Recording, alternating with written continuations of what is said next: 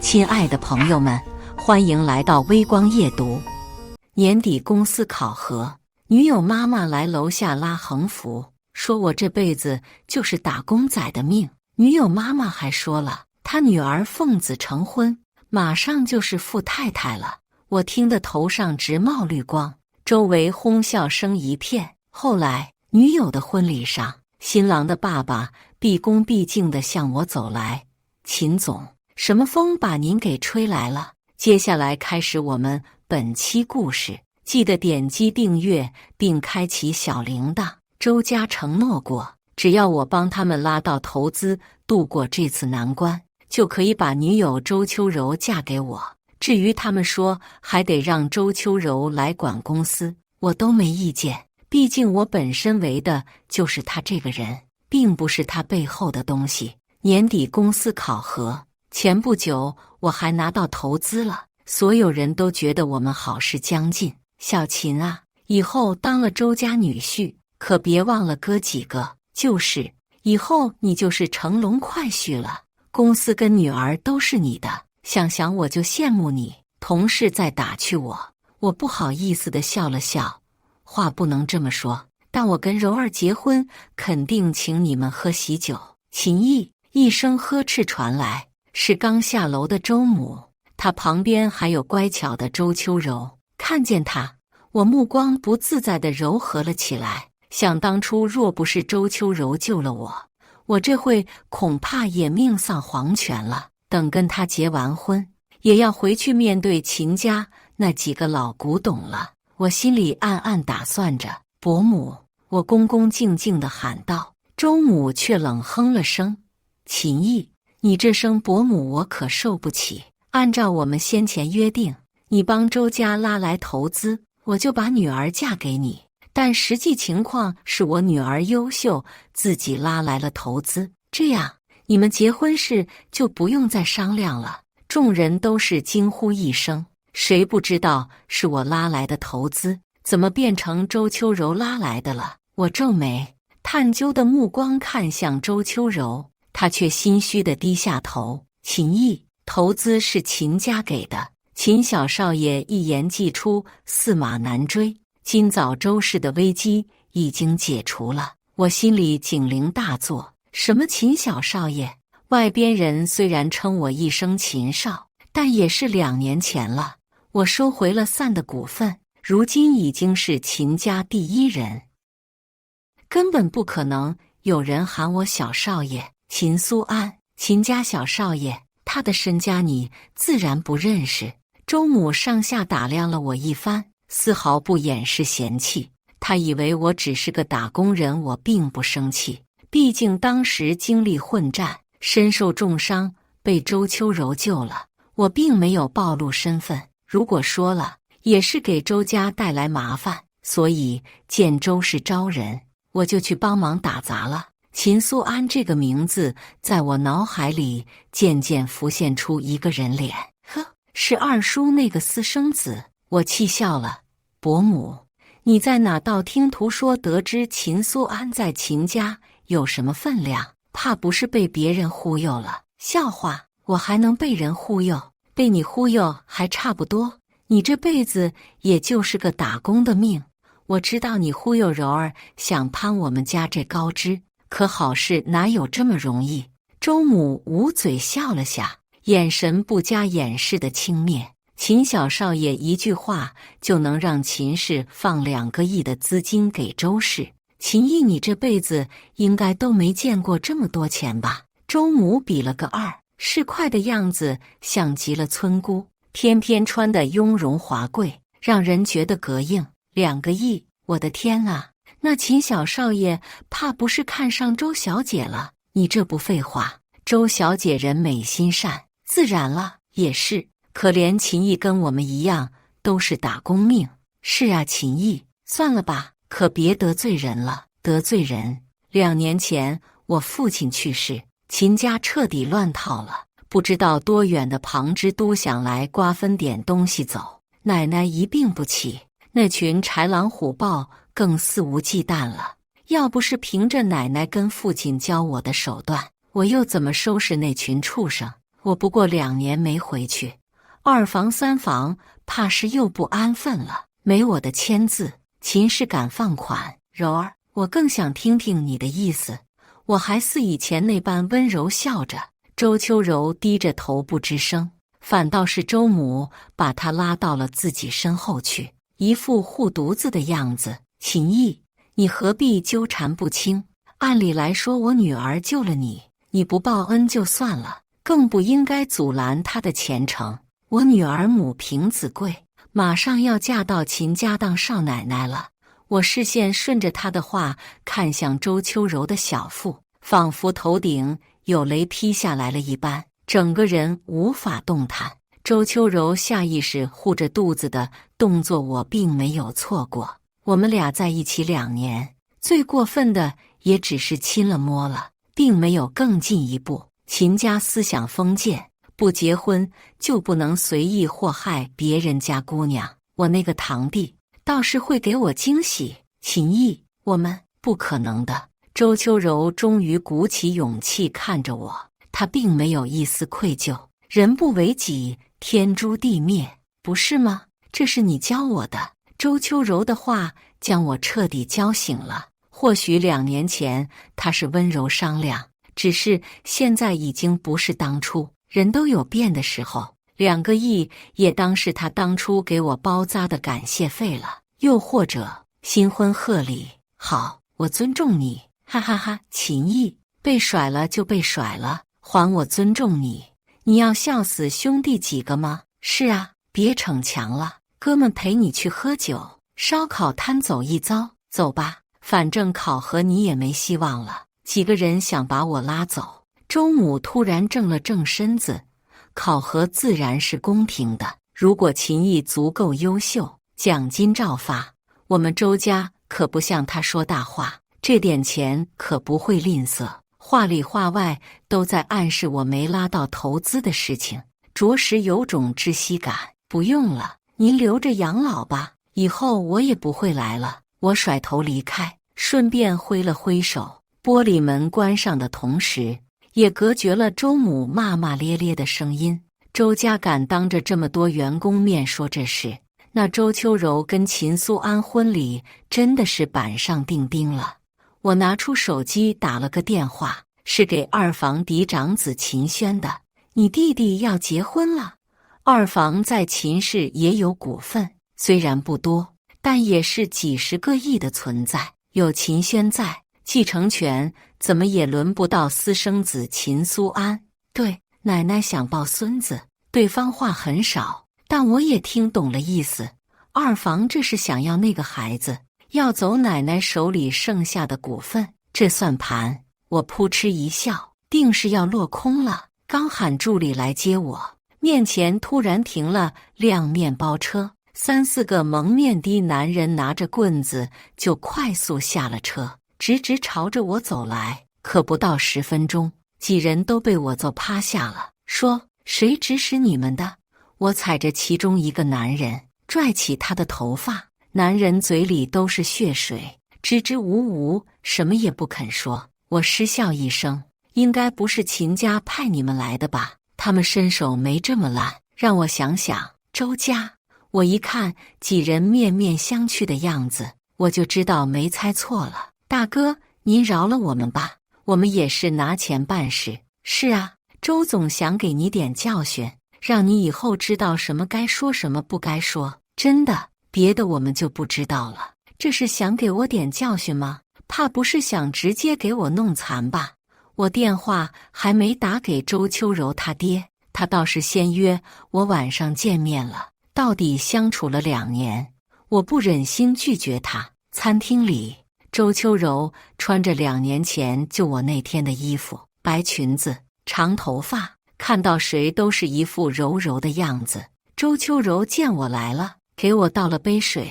你来了，你若不是情愿的，可以跟我说。来的路上我已经想了很多种可能，万一周秋柔就是被他爸妈威胁的呢？万一他真的心里有我呢？他还故意穿那条裙子。秦毅，我约你见面就是想跟你说，我没有不愿意，我希望你可以念在当年情分上，不要毁了我这段婚姻。我想嫁给秦苏安，他能给我的，你这辈子都给不了。周秋柔很平静地在叙述事实一般。我捏着杯壁，嘴里传来一股铁锈味。我尽量扬起笑意。我们在一起2年，你就真不相信我？我怎么相信你？你都不愿意碰我，说什么一定要等到结婚，我怎么等？我不是给你卡了，你缺钱直接刷呀。你卡里有几个钱？你积蓄恐怕都不够买房。难道以后要我跟你租房子吗？还是要靠我爸妈补贴？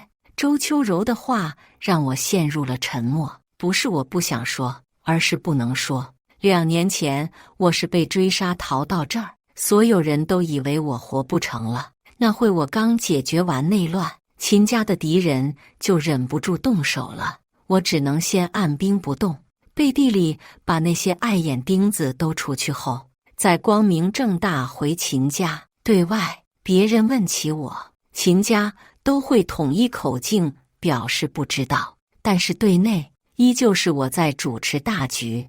每年2房3房的分红也都是被我控在手中，他们这才不敢造次。明明一切顺利，马上我就能带他回秦家了。周秋柔，我希望你以后不要后悔现在的决定。我也从没跟你说过我缺钱，我以为你懂我的难言之隐。我深吸一口气，随后吐露出来，我不会后悔。没有什么比我现在的决定更清醒了。以后我们不要再见了，如果见面，也是互相不认识。这一次是我目送着他离开，他头也不回，开着自己的车就走了。我以为他是来找我商量解决问题的，却没想到他是来解决我的。从那天后，我消失了，至少周家这么认为的。他们高高兴兴地准备周秋柔结婚的事，因为怕肚子隆起来，外人说闲话，所以婚礼就定在了1个月后。听到周家攀上秦家后，不少人见风使舵，要跟周家合作。如今的周家倒是比以往还要神气。周秋柔结婚那天，我去了，只是还没到门口就被拦了下来。秦毅，你几个意思？我们都已经说好了，不要再纠缠不清，你为什么要在我结婚这天过来？穿着婚纱的周秋柔急得不行。周母安抚着她，柔儿你先进去，不要让人起疑。你放心，有你妈我在，我绝不允许别人破坏你的婚礼。周秋柔这才不放心地点点头，瞪了我一眼就走了。秦家的人都在里面招呼客人，如今婚礼快开始了，自然没有宾客要过来。周母上下扫了我一眼，说吧，要多少钱才肯走？伯母，我就是来吃酒的，何必赶我走？我秦毅信守承诺，自然不会破坏他的婚礼。我拍了下胸脯，从怀里掏出个请帖来，周母一把抢走，看都不看就给撕掉了。我不知道你从哪弄来的，但是我可以确定没有人邀请你。如果你再不走，我就喊保安了。周母威胁道。秦毅，我希望你可以掂量一下，我不希望马上大过年的，你还要在局子里蹲着，到时候你家里人也救不了你。什么？我像是听到了天大的笑话一般，忍不住哈哈大笑。伯母，警察局你家开的吗？说让我坐牢就坐牢，伯父找人殴打我这事，我要真计较。你说说，大过年蹲局子的，是我还是他呢？秦毅，你胡说八道什么？周母怒瞪着我，眼瞅着一队保镖赶了过来，周母愈发着急。她应该是不希望让秦家人知道，你们来的正好，这里有个无赖要吃白席，快把他赶出去。我也不跑，就这么配合他，点点头。伯母，你说的对。秦总，秦总。保镖排成一排向我问好，周母都傻眼了。什么秦总？你们搞错了，他们是我发的工资，还能认错自己老板？伯母让一让，婚礼要开始了，可别耽误我吃酒。我绕过周母就要进去，他吓得赶紧跟着我走了进去。秦毅，什么情况？你说清楚，那些人为什么要喊你？我理都不理一句，直接朝着最前面的主桌过去。此时此刻，新娘还没有出来，主持人还在热场子。秦毅侄子，什么风把你吹来了？二叔还以为你不来了呢。中年男人陪着笑，招呼人就要给我倒酒。秦苏安跟在他旁边，屁都不敢放一个，看见我来了，也只敢笑嘻嘻地冲我点头。秦轩倒是有点鄙夷他爹的作为，朝我微微点头，我也点头示意了下。周母都要傻眼了。亲家公，秦毅是你侄子？二叔纳闷地望着他，眼神顿时亮了。难不成亲家母你还跟我侄子有交情？如今秦家可都是秦毅在当家，以后我们都是一家人了。二叔呵呵大笑，明明关起门来，他巴不得我早点去死，可在外人面前，他总要装作跟我很熟、关系很好的样子，活得也真够累。交情，呵呵，是有的。周母苦笑不已，连忙擦着汗。他此刻肠子都悔青了。秦毅呀，你怎么都没跟阿姨说？阿姨都不知道你是秦家的呢。周母虚荣地笑着，想跟我套近乎，一改之前的鄙夷。交情谈不上，伯母倒是给晚辈上了一课。我举起酒杯，轻抿了口，哪里，都是误会。周母谄媚地眨眨眼，想让我给她留点面子，真是好意思。不过我也没打算当面拆穿她的虚伪，好日子还在后头呢，不用管我，婚礼赶紧开始吧，可别误了吉时。我话音落下，二叔就把话接了过去，催着司仪快点走流程。因为奶奶在家养着，所以只有晚上回家后，秦苏安才能带着心腹见奶奶。周家不是什么大户人家，二叔也没打算为这个私生子大办宴席，所以位置还有不少空着的。但从我来了后，陆陆续续又有人赶来了。二叔笑得合不拢嘴，其实我知道，他心里指不定把我骂了多少遍，让他们不爽。我倒是很爽。周秋柔从门外走上台，看见我的时候都傻眼了，又不知道秦苏安说了什么，她竟然哭了出来。好在周母嘴皮子厉害，帮她圆了场。轮到敬酒环节，周秋柔是务必要来跟我敬酒的。堂哥，这一杯是我们敬你的，还希望堂哥以后多帮衬我们。周秋柔脸色苍白，跟在秦苏安旁边不说话。我既不点头，也不接酒杯。秦苏安笑容都快僵住了，他又喊了一遍，我这才有了反应，一般点头。毕竟今天看戏的人多着呢。堂弟，听伯母说周家投资是那么成功的。我话音落下，周母就条件反射地站了起来。秦苏安咬着牙，眼神不善地看了眼周母，但还是维持着面子笑着道，秦氏都是堂哥说了算，过亿的项目自然需要您这个做主的签字。堂哥，我可没敢坏了规矩，再说这事不是您交代去办的吗？秦苏安说着，却不理解周秋柔跟周母脸色为什么越来越难看了，包括一直不说话的周父，毕竟他还派人想打残我呢。哦对，是我交代的，事情太多，我有点忘记了。秦苏安听到我的话，这才松了口气，笑笑，没事，堂哥若有什么事想喊弟弟帮忙，直接说一声就行。一直冷着脸的秦轩突然嗤笑了一声，弟弟才回家几年，堂哥叫得这么顺嘴，不知道秦家规矩了吗？在外人面前应该喊我秦总，秦家规矩可是多得很。秦苏安白了脸，他咬牙切齿，也只能弯腰赔不是。是，大哥教训的没错，秦总。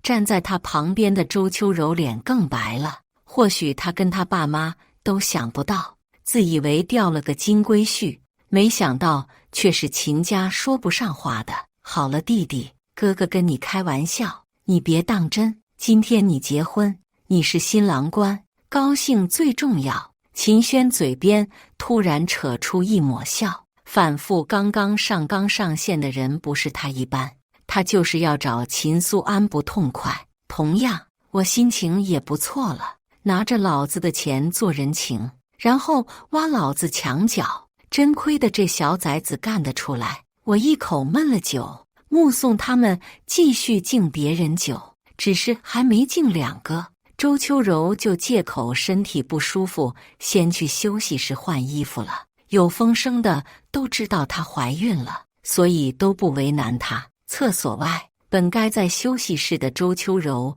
居然跟了过来。秦毅，声音缠绵悱恻，仿佛在叫他的情郎一般。我礼貌地回头，也笑着看他。堂弟媳，你应该跟秦苏安一起喊我堂哥。虽然他是私生子，但是秦家不会不认秦家的血脉，所以嫁豪门这点，你应该算是完成了。周秋柔怨念地看着我，眼泪流了下来。你若早些告诉我身份，我何须这样？我们今日分开，你何尝没有错？秦苏安外边有女人，若不是我怀孕了，他压根不会娶我的。你懂我的难处吗？我插在裤兜里的手忍住想要捏拳的冲动，淡然一笑，我只让你再等我几天。你有什么难处？周家也不愁你吃喝，我给你的卡你但凡用一下也知道额度。投资我也说过会给你解决，你要8000万，我给你2个亿还不够吗？周秋柔，是你从始至终就不相信我，没打算跟我有以后。我是喜欢眼前的女人，可我也不是傻子，我能收服那些不安分的，自然也看得出他的小心眼。以前我只是觉得小白兔不是真的小白兔，有自己的考量跟心眼也挺好的，最起码以后他到了秦家不会随便被人欺负。那你为什么不直接告诉我你是谁？秦毅，你要爱我，为什么不告诉我？周秋柔提高了声量，她气愤自己跟真正的权势失之交臂吗？还是气愤秦苏安在我面前点头哈腰？我救了你，你非但不报恩，还把我往火坑推。周秋柔的怨恨不加掩饰，她怪我，她若知道了，她爸妈定然会帮着她逼宫，去秦家要个名分，催着结婚。到时候那群人定会以为他是我的软肋，那他跟周家都会陷入危险。与其被动，还不如等我处理完一切，再带他回家，那才是最佳选择。可人一旦选择，就没法后悔。我跟他终究是不可能了。我叹了口气，没说什么，就进了厕所。等我出来，周秋柔居然还在。我要走，他拉着我不让。堂哥，柔儿，一道声音传来，周秋柔吓得赶紧放开我的胳膊，她心虚的脸都白了。你不是在休息室吗？怎么来了厕所？秦苏安故作柔情，扶着周秋柔。周秋柔受了惊吓，连连摇头。我水喝多了，来上厕所。刚刚差点把堂哥认成了我一个朋友，我还说已经很多年没联系了，怎么突然来了？一看正脸才知道，原来是堂哥。周秋柔的谎话张口就来，我不说话，秦苏安自然信了。婚礼还算正常，大家吃完酒后都散了，只有秦家嫡亲的一伙人回了老宅。奶奶看见周秋柔没多高兴，只想盼着她快些把孩子生下来。热闹了一天，也在黑夜到来时归于了平静。我刚洗完澡，身后就有个柔软的肢体抱住了我。你疯了吗？你已经结婚了。我一把推开后面的人，不用看我都知道，敢这样的只有周秋柔。她穿着大红色睡衣，柔情似水，不知道的还以为今天结婚的人是我。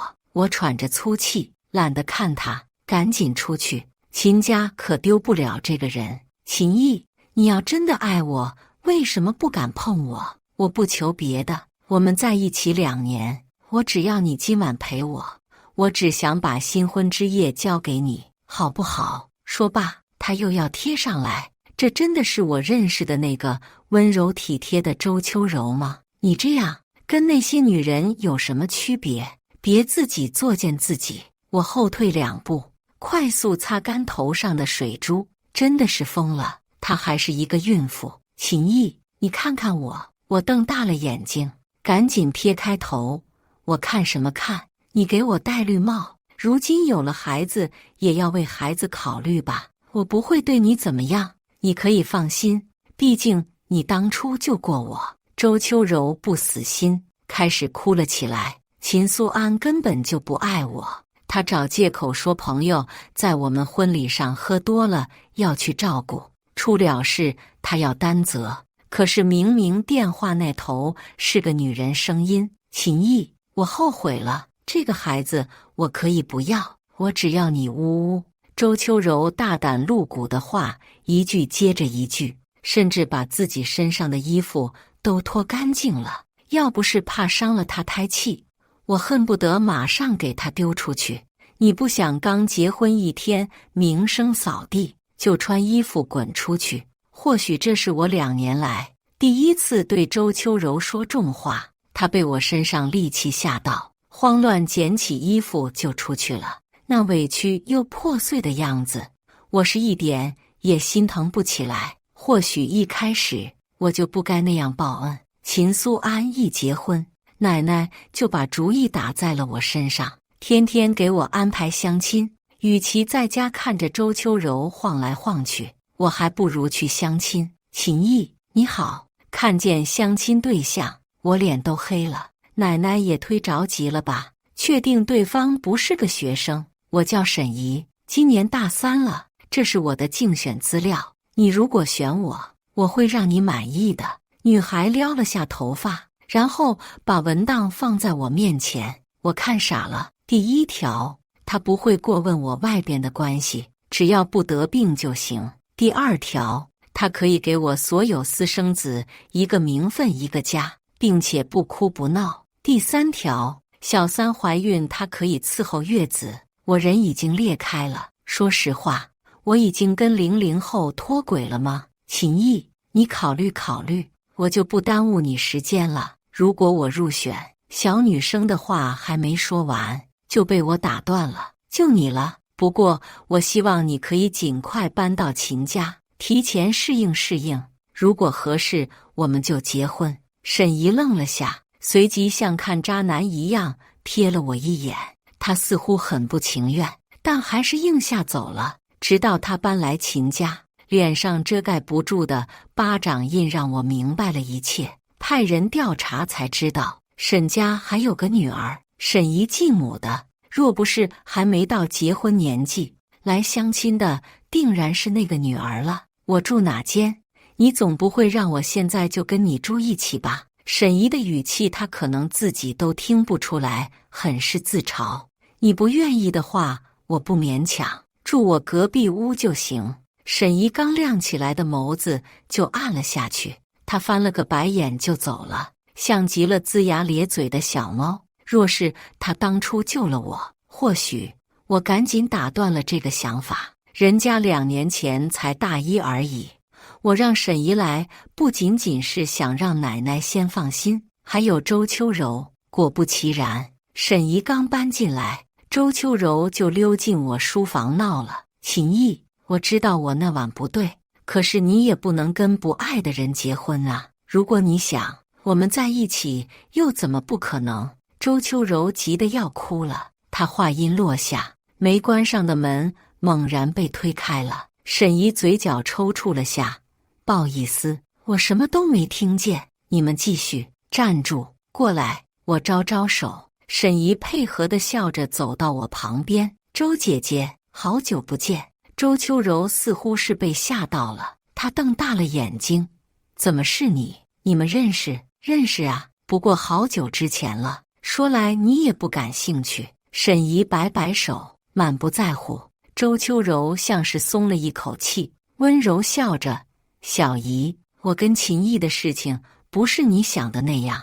她眼里泛着泪花，委屈地看着我，我头疼不已，刚好握住沈姨的手。我跟她快结婚了，堂弟媳你没事最好不要进我的书房，若是丢了什么东西说不清楚，出去吧。我下了逐客令。周秋柔红了眼眶，依依不舍地走了，反倒是沈姨啧啧摇头。原来这就是豪门，你不想嫁给我？沈姨好像对于我问的问题很无语，又或者很吃惊。我们不认识，我为什么想嫁给你？不过嫁给谁都是过日子，你比40-50岁老头还是好一些的。沈姨撇撇嘴，没再说话。明明她才20出头，却比谁都看得通透。我想到了什么，突然道：我应该也遇不到喜欢的人，你若是不介意，我们结婚以后我罩着你，想要什么都可以跟我说。沈姨眼睛亮了起来，不过又暗了下去。好了，甜言蜜语以后不用对我说，直接打钱就行了。以后你是甲方，我是乙方，我们还是按规矩来。见到他古灵精怪的样子，我这才懂奶奶说的意思。他见过沈姨，不然按照沈家门第，他也是看不上的。我哭笑不得。行，依你。沈姨拿了卡是真刷，要不是我知道他是买了个研究室，赞助学姐还有导师他们做研究，我都怀疑他买了艘游艇。你真的不要我还吗？沈姨不放心地来我面前晃悠，我刚摇头，她就笑着来拉我。那先去把证领了，我可说到做到，不能白占你便宜。这丫头确定不是想安心花钱？我领证后，最高兴的就是奶奶了。平时还要躺床上的她，今天高兴地下楼来吃饭了，当即宣布把她手上一半的股份都给我。以前我都会推脱不要，今天沈姨替我收下了。秦毅，你娶了个好老婆呀！奶奶哈哈大笑。被长辈打趣，我多少有点不好意思，想拉住沈姨，却没想到二房最先按捺不住。妈，苏安马上都要当爸爸，你都要当太奶奶了，可不得表示表示吗？二叔笑呵呵道。秦苏安也跟着说祝福词，想讨好奶奶。秦轩第一个嗤笑出来，孩子男的女的都不知道，又没生下来。弟弟，你应该不急吧？奶奶脸色不佳，但也不至于挂脸，该有的大家都会有，一家人何必斤斤计较？奶奶，可不是因为马上过年了吗？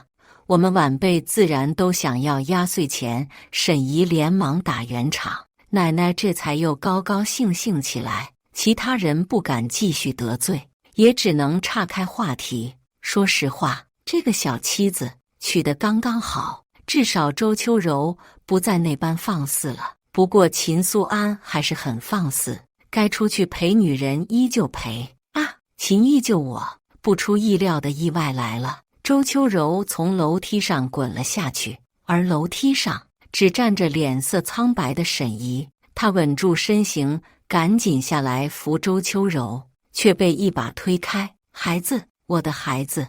周秋柔哭得支离破碎。沈姨，我把你当妹妹，你为什么要害我？我没有，周姐姐分明是你自己倒下去的。沈姨冷着脸，她来了1个月，还是我第一次见她愤怒地对一个人。家里有监控，一查就知道了。我叫人来喊救护车，毕竟奶奶现在很期待这个小孙子。好在周秋柔来了家里后，楼梯都铺着厚厚的兽皮毯子，除了一点冲击力外，应该没什么大事。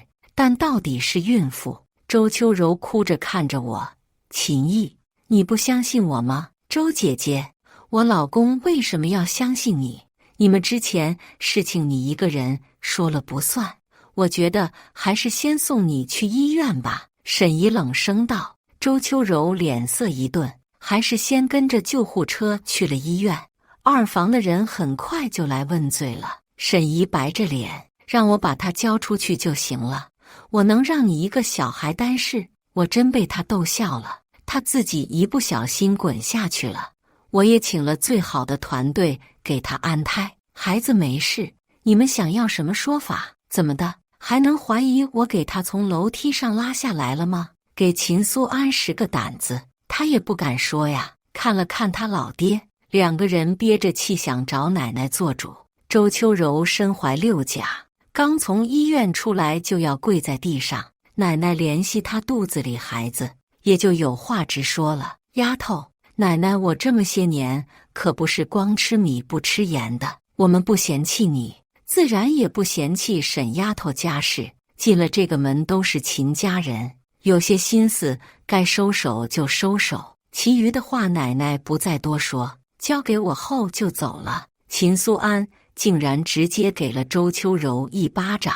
堂哥，你不要跟这个女人一般见识，小堂嫂你也别生气。秦苏安陪着笑，沈姨看了我一眼，见我点头，这才硬气起来。堂嫂就是堂嫂，小堂嫂几个意思？秦苏安脸黑了又白了，点头不说话。秦轩笑得不行，周秋柔则是哭得上气不接下气。秦苏安，什么叫那个女人？我是你孩子的妈，你怎么怀上的自己心里清楚。秦苏安瞪了眼他，不再说话了。今天信息量过于炸裂，所有人都震惊得很。为了感谢我，沈姨给我做了小饼干，拜托，怎么看我也不像是吃小饼干的人好吗？在他注视下，我拿了一块放在嘴里。秦毅，你不知道，我差点都想离家出走了，幸好你眼睛是雪亮的。小说里那些豪门霸总眼睛跟瞎了一样，就相信自己的白月光。周姐姐，嗨，要不是她2年前收留我一段时间，2年前我抓住了重点，那会不正好是我在周家借住的日子？那会我怎么没见到沈姨？沈姨点点头，她以前挺好的，看我被继母虐待离家出走，就邀请我去她家住了一段时间。不过发生了点意外，我就走了。什么意外？我打破砂锅问到底的态度，让沈姨皱了皱眉。她叹气：嗨，我们都结婚了，确实没啥好隐瞒的，但是你可别被吓到。我点点头，因为我心里有种不好的预感。当时他家院子里居然倒了一个男人，浑身上下压根都看不清脸的长相，那个血人居然爬了起来，我以为他要挟持我。周姐姐拉着我就想跑，谁知道他没2下又倒了，我怕出人命，就央求周姐姐救他。后来周姐姐爸妈怪罪下来，我就承认错误走了。不过我可跟那个男人不认识。沈姨连忙撇清关系，从他嘴里说出来，有种听八卦的感觉。所以当年周秋柔并不是主动想救我的。沈姨不知道，她如今还能不知道吗？那个人是我。在沈姨震惊瞪大了眼睛的表情下，我有点窘迫，怎么回事？她没说二话，只是夸我厉害，然后讪讪笑着就溜了。这小孩不靠谱，但他的饼干做得还行，一不留神都吃完了。周秋柔再次来见我的时候，是为了她肚子里的孩子秦毅。如今我们已经绝无可能了，我不奢求什么，只希望你可以看在曾经的恩情上，给我孩子一些股份。秦苏安那样你也看见了，他若是分到股份，只会更肆无忌惮。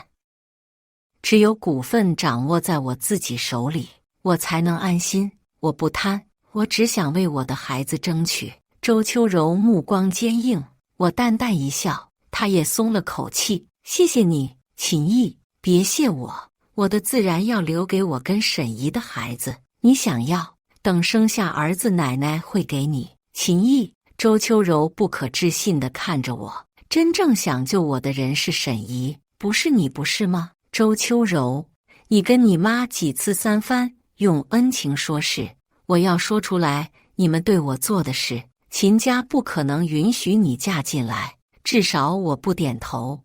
你跟你肚子里孩子此刻都不能待在秦家，做人要适可而止，是不是沈姨告诉你的？你别看她年纪小，实则心眼子很多的。周秋柔还想抹黑几句，被我的眼神吓得收住了嘴。秦毅，反正你好好想想我说的话吧。我气笑了，懒得再跟他废话。几个月后，周秋柔早产了个女儿，气得秦苏安1个月没有回家，周家想闹都没有胆子。周母又把主意打在了我身上，央求沈姨让我去见他们。彼时，周秋柔得了产后抑郁，周母反复一夜之间都老了。秦毅，当初是伯母对不住你，若是可以，你能不能帮衬着点柔儿？她心里真的有你。周夫人说的是哪里的话？晚辈可喊不起您这一声伯母。想嫁秦家，是你跟你女儿选的路，旁人如何帮得上？我拉着沈姨就走了，本以为她是心软耐不住周母求她，谁知道她竟是因为知道我不会同意。秦毅，我们既然结婚，我就不会瞒着你，以后我也能罩着你啊。沈姨对我眨眼，看来我当时没看走眼，她就是个会呲牙的小猫，可爱的紧。周秋柔不愿放弃秦苏安老婆这个身份，哪怕貌合神离，只有她在带女儿，也不离婚。奶奶也给孩子了点股份，也算给她了些盼头。沈姨毕业后，我带着她实现了环球旅行，也算是我们度蜜月了。每个人都有自己的路可以选，只是在面临选择的时候，老天爷就会问你，希望你不要后悔。这世上没有后悔药。若说出身选不了，但以后的人生该怎么走，其实都掌握在自己手中，不后悔就好。感谢大家的观看，本期故事精彩吗？欢迎大家在下方评论区吐槽。如果你喜欢这类故事，记得点击订阅微光夜读，并分享给更多的人，这会对我帮助很大。再次感谢大家的观看。